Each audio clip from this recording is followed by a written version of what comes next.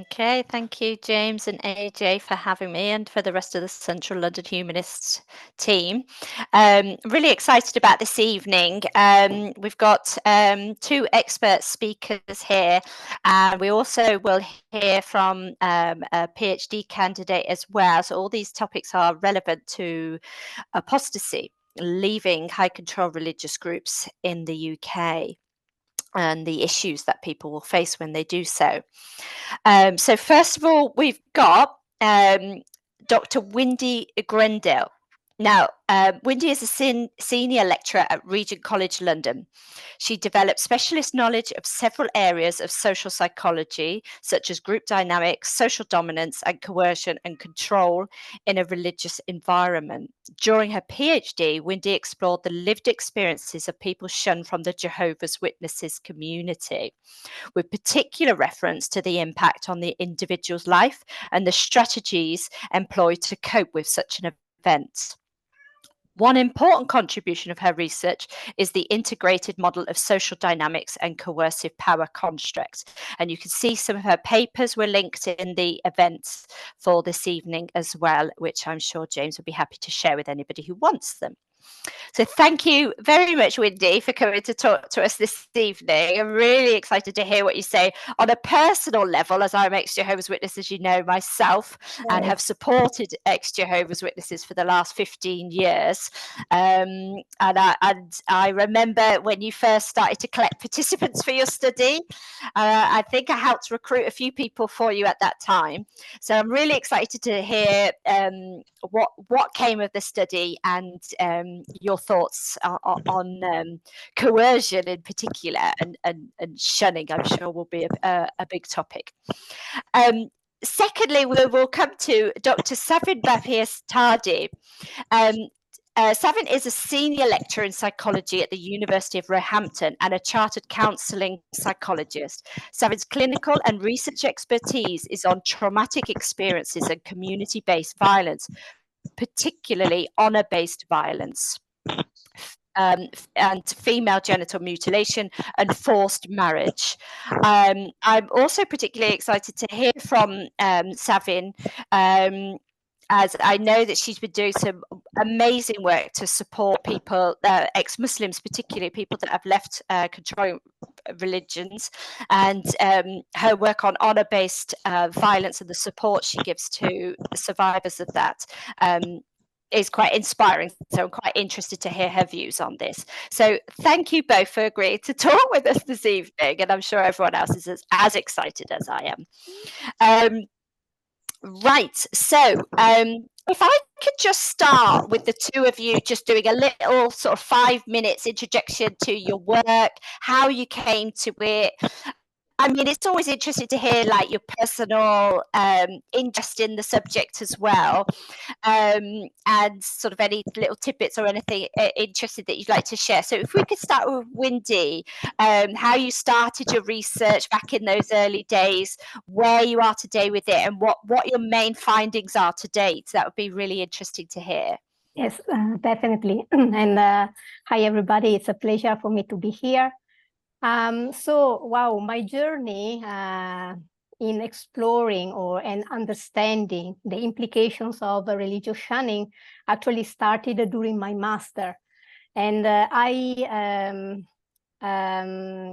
the reason for starting this, exploration of the topic was because one of my closest friends was actually shunned from the Jehovah's Witnesses. And it's interesting that as a member of the community, you don't realize the impact because, it's the teaching, is your belief, is presented as a loving, provision.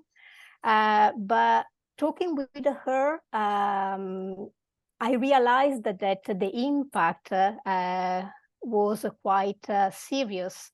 So I started reading about this practice, and I developed my final project, master project on this topic. And the more I was reading, the more I was, exploring this phenomenon. the more I realized that there is a lack of awareness and understanding of the implication of such a practice. So my next step was a bigger project, and I started for this reason my PhD. So I had the opportunity, the honor to interview 33 people. So the important thing about or that I wanted from my research is to understand the individual experience of shunning.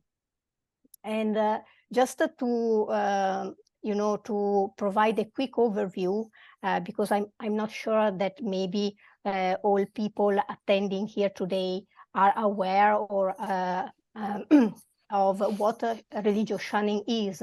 So it's a disciplinary measure, and it involves the deliberate marginalization, the act of ignoring and avoiding a former member of the religious community. And usually this kind of practice is implemented in gated communities, cultic groups, or high control groups. So, through the narratives of my participants, I was able, to grasp the impact that this practice has on the individual's life. And as the findings of the research showed, the impact is severe and long-lasting. So just to mention some aspect that the findings highlighted, the individual, the shunned individual may then experience a negative impact on their self-esteem, guilt, shame, loneliness. Emotional pain is a quite common feeling. Depression, nervous breakdown, and to more severe effects such as suicidal thoughts or also attempts. So, this kind of research is important because, again, these groups, religious groups that practice religious shunning, are well known sometimes by the lay person, but it is difficult for an outsider to understand the dynamics that develop within the group and why shunning has such a strong effect and impact on the individual. Because again, these are kind of gated communities, maybe not literally gated. They are not isolated. They don't live as hermits, but still we can consider them gated in terms of, for example, gated mind, psychologically gated.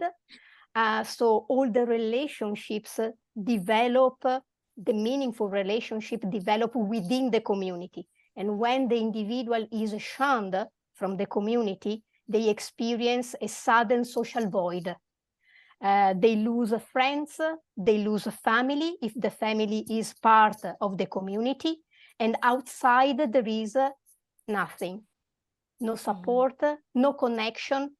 So there is also the impact of being in a new social context, needing to learn new rules. So that's why religious shunning can lead to social death. Because again, the individual loses everything, all the meaningful point of reference. Yeah. I mean, it's really powerful, isn't it? It's so I feel like it's a form of torture myself. Yes. It's certainly pretty harsh. I think it'd be interesting, like for a lot of the audience to sort of like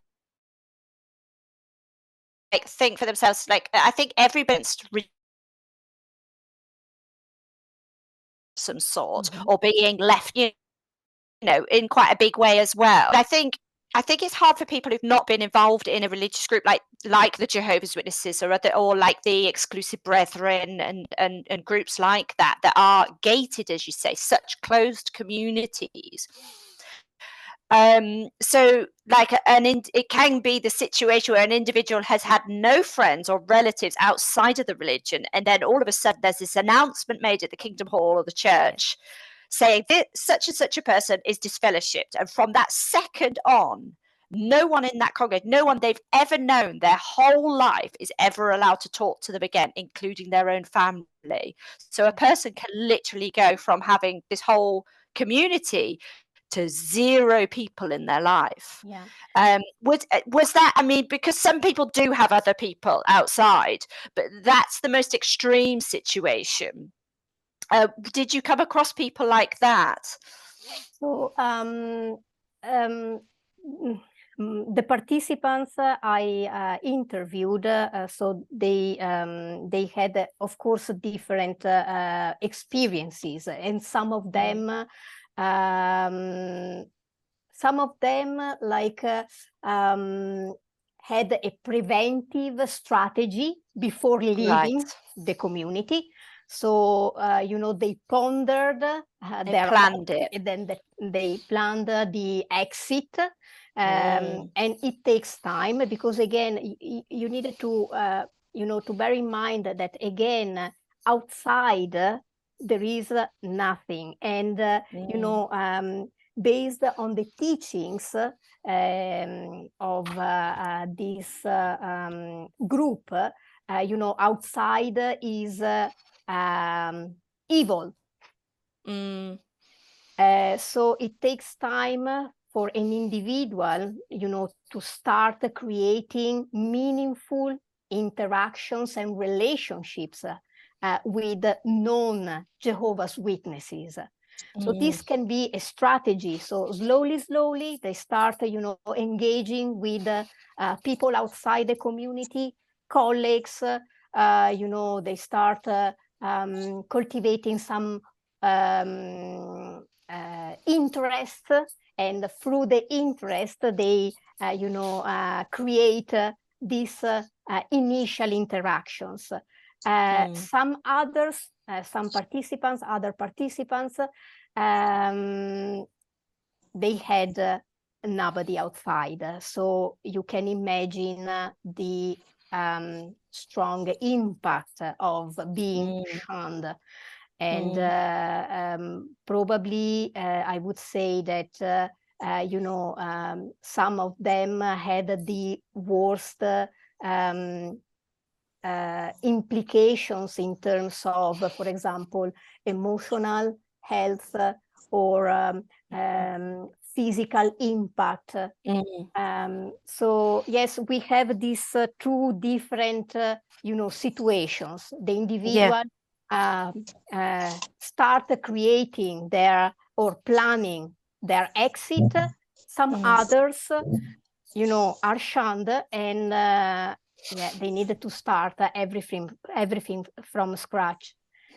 But it's not surprising to me when you talked about the kind of mental health issues that people face from depression. You talked about having like a mental health breakdown, suicide ideation, and self-destructive behaviors when we're talking about this level of shunning. And we know from cognitive psychology that extreme levels of isolation physically cause a breakdown in the brain. We know that's the case, and we know it from prisons around in the US, particularly when they have complete isolation. we know that it has a massive detrimental effect on the physical brain, and of course then your mental health. So it's not at all surprising, and it's the one thing that I always say, and probably you said it as well to the participants. You say when people come to Faithless as potential service users, and they want to find out about our services, and they end up sort of spilling the beans, telling us their whole life story, and they say, oh, maybe it's me, maybe I'm a bit pathetic, maybe I'm the one that I was always a bit argumentative, or maybe it's me, because they've been told all their life it's them, right? Yeah. They've been told by everyone that ever should have cared for them, and anyone they ever cared for, it's them. But the number one thing that I always say to them, it isn't you, it's them. Yeah. We can say that without any shadow of a doubt. It is not you. No, it is them. Right. Yeah. I mean, this is just a cruel practice. I mean, I'd like to just sort of pass that over to Savin before we sort of talk about her work. Savin, because I know with the Jehovah's Witnesses, people are mandated to shun. Right, and maybe that's not quite the same, and you could correct me if I'm wrong here, that quite the same for ex-Muslims. However, shunning is a factor for many ex-Muslims, and sometimes the ex-Muslim person themselves might want to shun people themselves for their own safety. But also family members can disassociate from the apostate, in inverted commas, so we would use that word for brevity, as well. So is that something that you've discovered in your practice? Any similarities with what Wendy's talking about here? Yes, and also shunning, it's a punishment, so a form of punishment.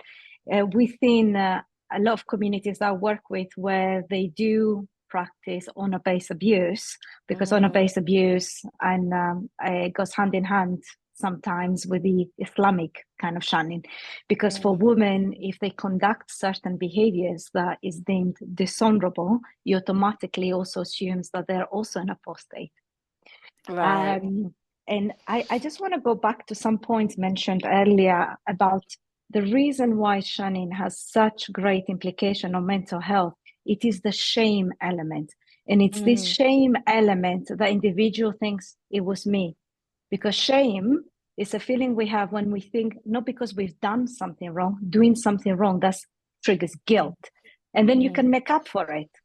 But whereas if with shame, it's who you are as a person. So it puts an individual in a very vulnerable position. If we take it literal, it will be, imagine walking outside naked, fully exposed. That's what shame is like. It's like we are mentally exposed to others. So, and it is this key element that leads to a lot of unhealthy behaviors following shunning. Which also leads to isolation. The other factor was these outsiders understanding the dynamic. First of all, before we get to shunning, there is a process beforehand. People is very akin to brainwashing. There is us, this is how we do things, and then there is the outside world. Our way is the right way, everybody else's way is the wrong way. That individual then learns how we are doing things others will not understand, which is why it's even more important for professionals in the mental health field to be more aware of these practices of shunning in gated communities and in other communities where there is a high patriarchy, like because religion always, with honor-based abuse, comes hand in hand with certain religions, but it's not just specific within Islam. And that's a really good point, and that sort of leads me on to I wanted to sort of like you to introduce your work as well, how you came to it, and specifically lead that on to honor-based abuse, because we were talking earlier how I find in the work that we do at Faith to Faithless, a lot of the service users that we have don't really realize that they've been a victim of honor-based abuse. I think a lot of people think honor-based abuse is this really violent attack, and and that's all it ever is. It's this a violent attack, and usually I think a lot of our service users think this is something that happens in Islam and it doesn't happen anywhere else as well. So if you could just sort of talk about your work, how you came to it, and then sort of to address that issue on what honor-based abuse is, specifically for any apostates in the audience who might not know what it is. So that would be really good to hear. Thank you. I did my doctorate on trauma, and following my doctorate, I worked with ICRO, which is Iranian Kurdish Women's Rights Organization. It's an organization that supports women who have experienced honor-based abuse. Honor-based abuse takes many different forms. So it's an umbrella term for forced marriage, child marriage, female genital mutilation. Some people say that this is similar to female circumcision. I don't like using the word circumcision because with female mutilation, it is what it is. It's a mutilation, and the purpose of it is that to take away the pleasure of sex from women so that they don't engage in any sexual acts prior to being married. In communities where honor-based abuse is practiced, sexuality is very important. So there are very strict gender roles, more so for women. So women are supposed to be virgins when they are married. They have to marry somebody that's chosen by their family. And there are strict behaviors that are considered to bring dishonor. These behaviors involve maybe wanting to have education, speaking to the opposite sex, marrying somebody outside the community or somebody that is not approved by your family and the community, or wearing makeup, dressing in a certain way. And often the individual is not required to engage in any of those activities. Even rumors that they have done so will then be considered to be dishonorable. And if something is considered to be dishonorable, there is severe punishment for that individual. Its most extreme form is killing, what is termed honor killing, the word honor inverted commas, because there is nothing honorable about any of those acts. So in a nutshell, that's what honor-based violence abuse is. And for me, we use the word abuse, it is a violence. It is a violation. And you're quite right. Many people don't recognize that they have been victims of honor-based abuse. Nobody goes asking for help from the police saying, I am a victim of honor-based abuse. What they often say is that in my culture, or in my religion, because this is the brainwash that has been used from a very young age. It's in our culture, you should be doing this. It is a part of our religion, you should be doing that. And often when victims go to ask for help and they say, maybe it's part of my culture, maybe it's part of my religion, they don't intervene, they do not question that, because part of social workers, mental health workers, they emphasize in their training to be culturally sensitive. But what happens in practice, they mix up with cultural relativism. Cultural relativism is when we say, because it's okay in somebody's culture, then it's okay. And then they fail to highlight it as being abuse, because there is no cultural or religious justification for the form of abuses that a lot of the women and young girls experience.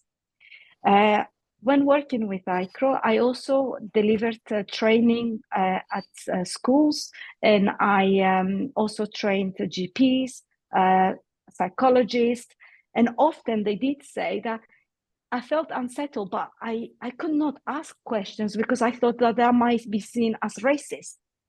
And I think even more so why we need to offer this kind of trainings as part of, it needs to be incorporated into professionals training.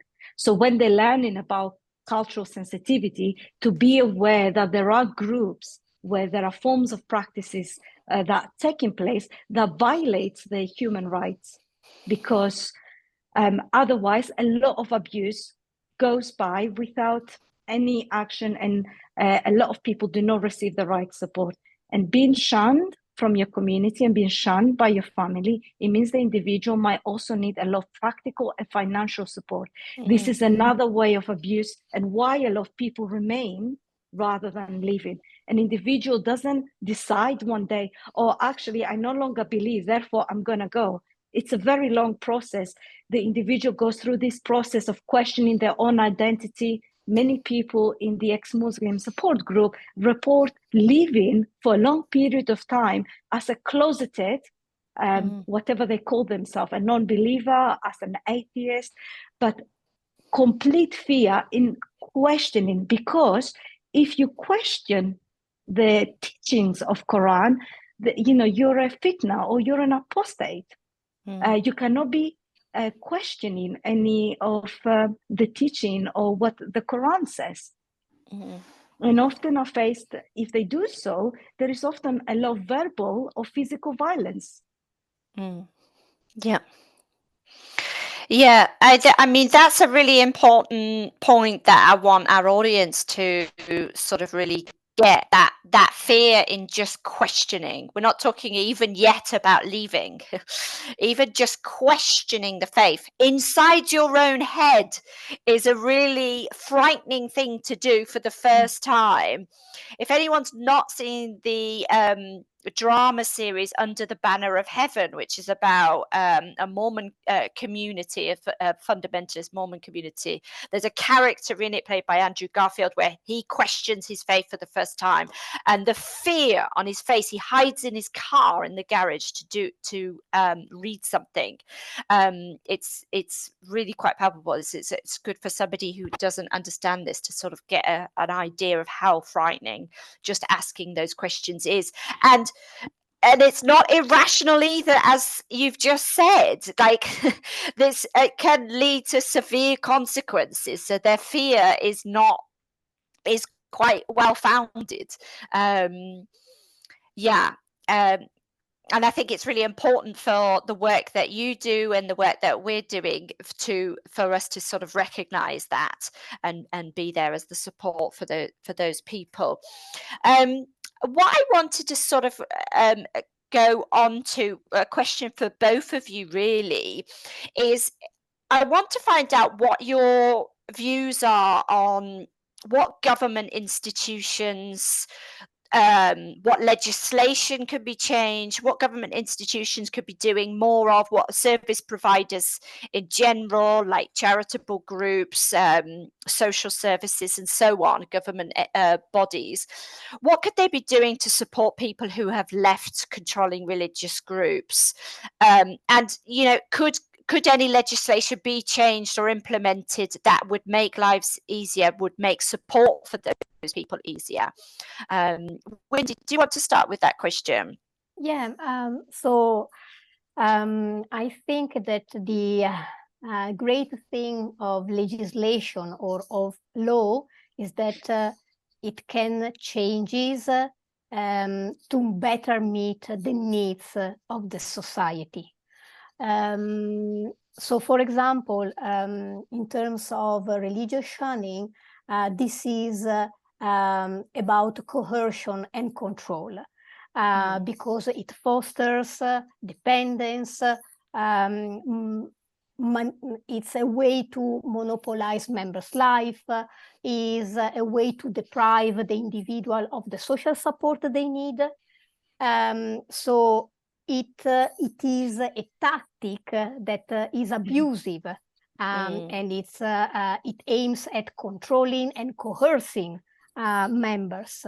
So in terms of coercive control, the UK, law through the Serious Crime Act 2015, and then reiterated by the Domestic Abuse Act 2021, now criminalizes coercive control as a form of abusive behavior.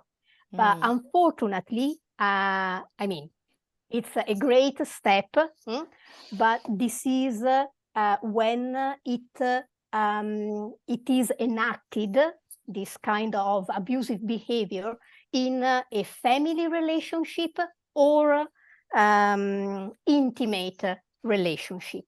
So on the one hand, the law now better protects victims of domestic abuse, for example.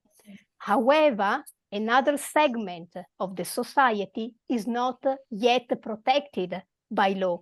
And this segment is people experiencing, for example, coercive control in a wider social dynamics, such as religious groups, such as Jehovah's Witnesses and other religious groups that apply or use systematically mandated shunning. So there is still work to do.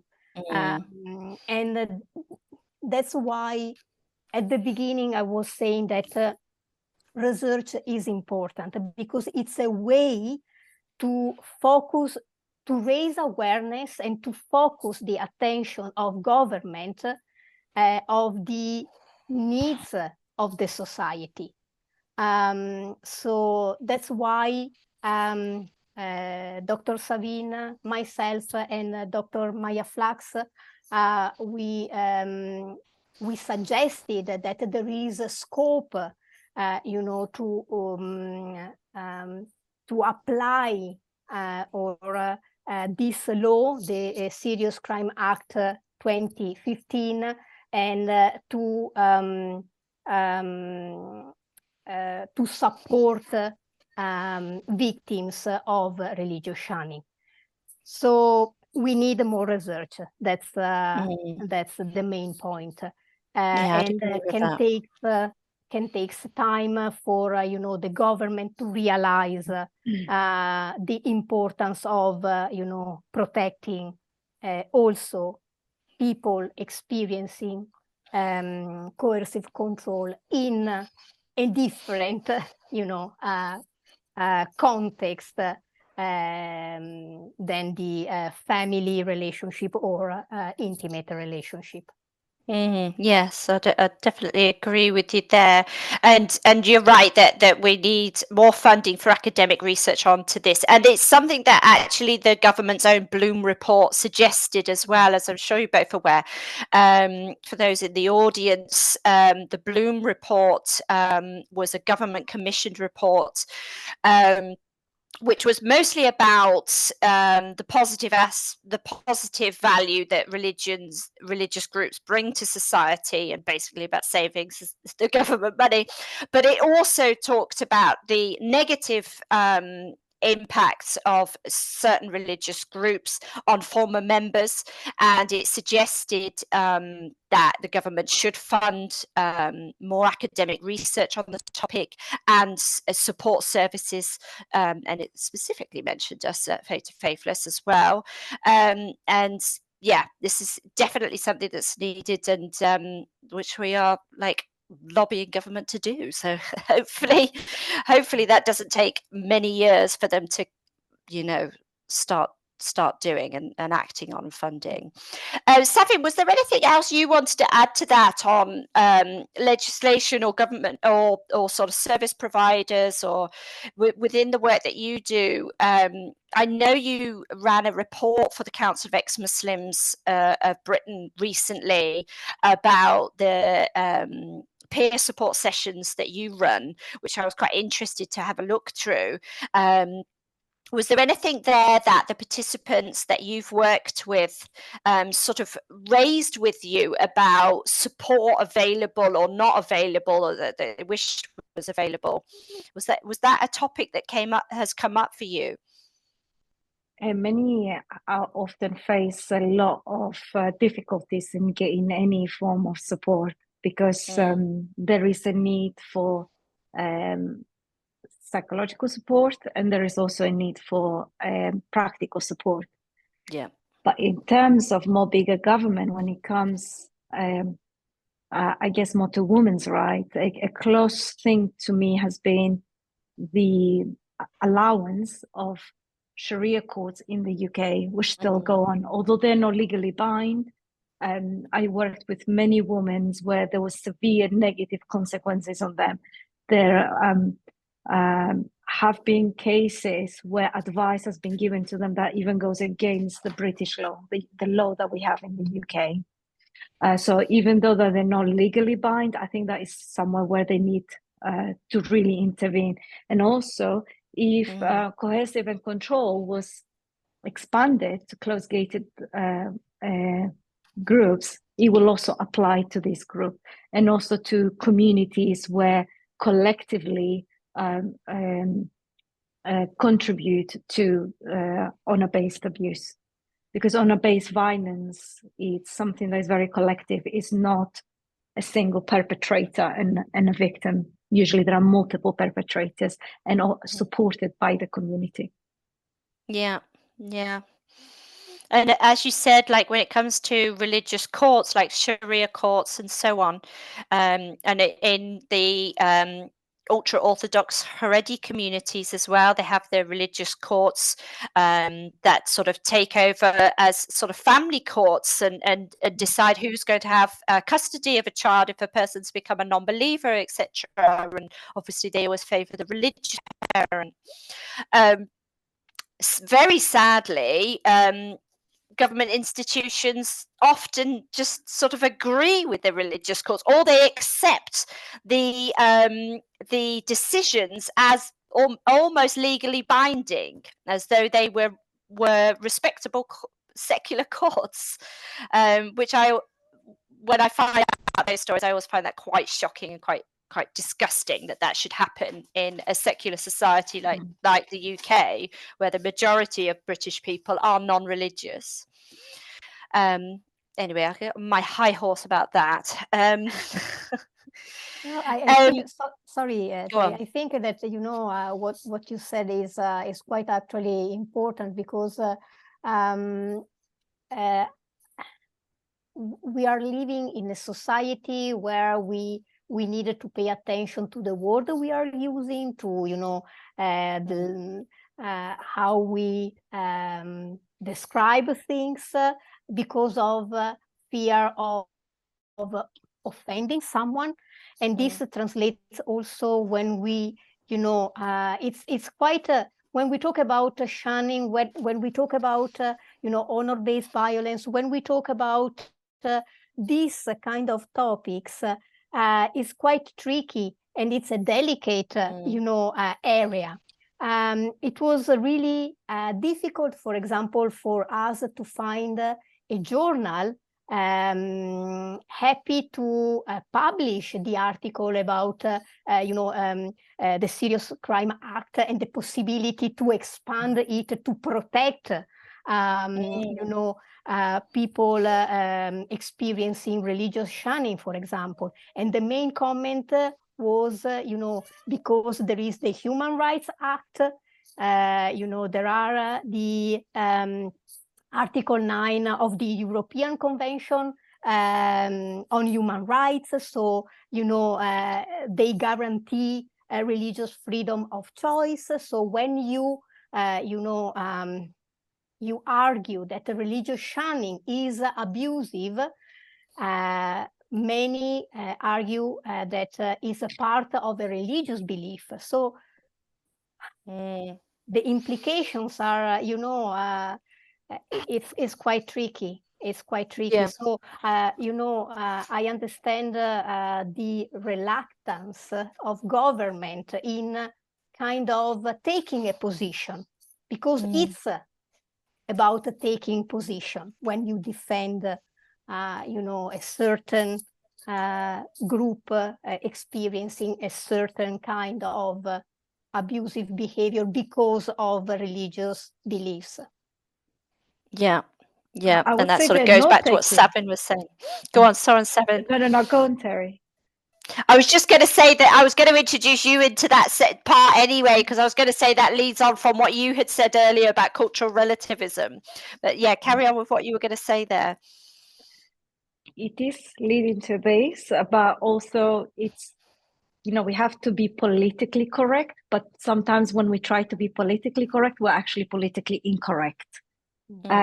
So they talk about specific, the bringing in the religion. But first of all, government, I don't think is taking a one clear stand. It's living, like when it comes to the Sharia court, is, well, it's not legally bind, it's not taking its role, it's not taking over the legal law. We have a law, but it's not really one law for all if you're letting them to run Sharia courts. For a woman, a man can say, I divorce you 3 times, and she's divorced. I worked with women who had been physically abused, and they needed to have an imam to tell them that you will be divorced. A woman who was physically so very badly abused, but she was also very religious at the time, but she needed to have that paper. So for her and for her family to accept that she wanted to leave, the imam said to her, go back, and if your husband doesn't sleep with you whilst you have 3 periods, then you can come back and ask for divorce. Or I had cases where women had gone to report suspected sexual abuse from the husband and asked him for advice. What do the imam advise them? Don't say anything to anyone, because it will be dishonorable for your daughters if they know that she's not virgin. That is in the UK. We're not talking about a different country. No. So this is the implication that it has when we don't take a strong statement. We're not talking about people not have a religion. We are talking about ending systematic forms of abuses. Because that's what it is. It's an abuse. It is systematic, yeah. Systematic, yeah. That's a really good point. I think sometimes when we're talking about this, we're talking about individual cases, but we really need to labour that point that this is systematic honour-based abuse that we're actually talking about. Thank you both. What I want to just before we go to the question and answer, because I think we're starting to run out of time. I can't remember what time we're going on to, but just before we do go on to the question and answer, I want to end on a positive note. What I'd like, we did sort of say that this event was about self-care as well. So I would like you both to sort of like say a few words on that matter. Like, what, if there are any apostates in the audience, and I know this is probably going to go on YouTube as well. So there most certainly will be people who have left controlling religious groups listening to this. So what would your messaging be for them about self-care, how to support themselves, and how to get support outside as well? Just quickly on that one, what I didn't say at the beginning of this talk, and I think it's important that I quickly say this now, especially for anyone in the audience that's not really familiar with the issues that we're talking about. While we've comfortably used the word apostates throughout, what we mean when we're talking, and I hope Wendy and Savin don't mind me sort of speaking on their behalf, what we mean is sort of a very dictionary definition, in that someone who has left a religious group or no longer believes blah blah, believes this particular belief system. That's what we mean when we use the word apostate. However, when we are talking to service users or people who have that experience, we are very careful not to use the word, because it can be very triggering. I don't use the word lightly triggering. I literally am talking about PTSD and CPTSD triggers. That word can be very triggering. So just be careful to those that with that word, not to really use that with someone who has experienced leaving a controlling group. And that's a whole other talk that we could go into. And also, I think we talked before this talk about using titles like ex-Muslim.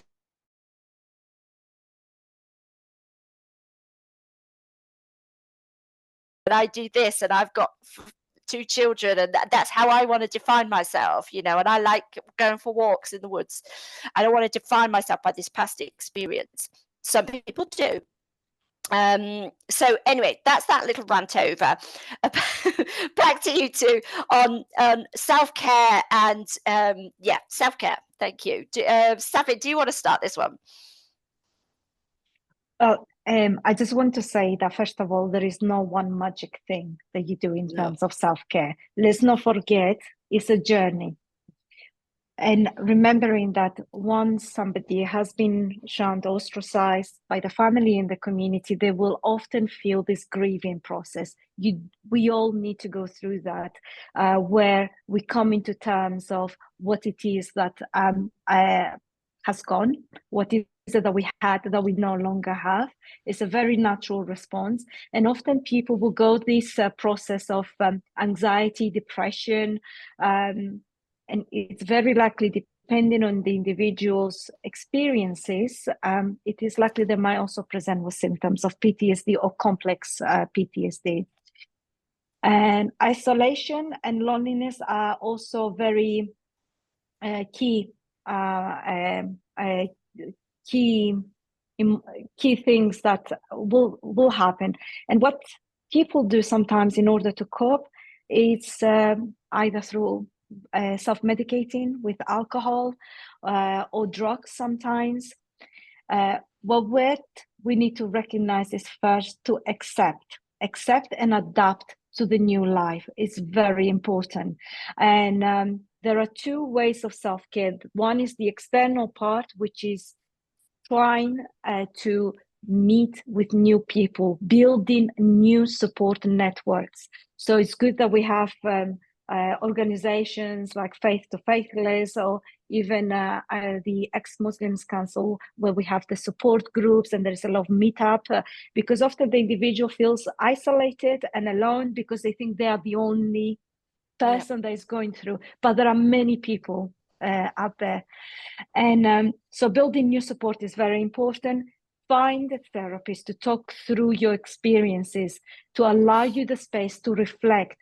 It doesn't mean your therapist will be an expert in the topic, but if you feel you can connect, your experiences are validated, then you can stay. But sometimes I know lots of people find it difficult to find the right therapist because they spend a lot of sessions explaining the background. And sometimes they wonder, do they actually believe me? Do they actually understand? Because remember, part of the brainwashing is that we are different. Others will not understand. They've been told that from very young on. So it makes it even more difficult to open up. And they are told, we don't talk to outsiders. So just by reaching out for help for some people is extremely difficult. That is the external kind of self-care. Internal self-care which is the most difficult part of the journey. It is embracing uncertainty, embrace the new you, and allow yourself to develop new beliefs, new interests. And this can be significantly, lead to a personal growth. I have lots of people that sometimes attend the support groups to help others. So they give them advice, the journey they went through. And the other part is try to embrace and meet new people, build healthy relationships, read about what a healthy a relationship with boundaries where you're respected for who you are, know what you believe in and how you live your life. That's in perfect. a nutshell, but there is a lot more things, but these are the key things that I mean, that's perfect. Learning about healthy relationships and boundaries is so key at any stage of for anybody, but especially for those of us who've left controlling religious groups. Thank you. That was really helpful. Wendy, do you want to give your thoughts on self-care? Yeah, I mean,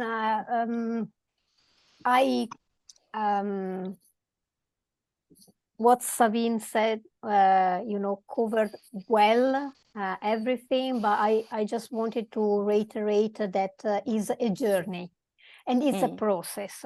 So it can take time, and that's fine.